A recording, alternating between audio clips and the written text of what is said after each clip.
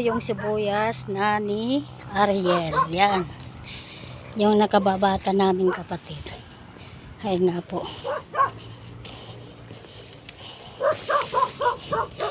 Kuyang!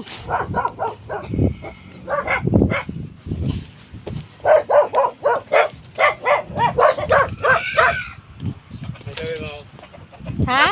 Bitawit mo. Lupot ni Andrea. Hello, wala dalang tinapay. Hello, good morning po. Galing pa ako dyan sa may sibuyasan. Ngayon inutusan ako ni Kuya na bumili ng eto, tantaran, maruya po at saka Diyos. Ayan po. Bumili po tayo ng maruya at saka Diyos. Na may merienda po ng ating kanilang mga workers na nag-i-spray po ngayon at nagdadamo po yata.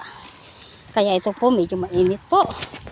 Doon po sa aming tinirhan dati na kung saan naroon ako noon, doon lang po sa tabi niya kami. Ako bumili ng maruya. Tantaran, sarap po ng maruya. Kaya ito nga po Kamamang TV, ang inyong lingkod. Nakakapagod man po pero exciting po. Exciting po. Napakasarap tumira dito sa bukid. At alam nyo po ba yung kapatid ko, nagkita kami doon. Sabi ko hindi ako kakausap. Pinakausap naman po niya ako. Kaya yan. Okay na naman. Thank you so much everyone sa inyong panunood. At sa walang sawang pag-support. Ayan nga po ang init-init sa aking mga vlog. Patuloy po sana niyong tangkilikin. At i-share po kung nanaisin po nyo. At paki-like and comment na lang po. More power. More like to. And comment and share.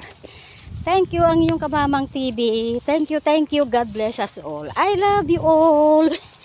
Ayan.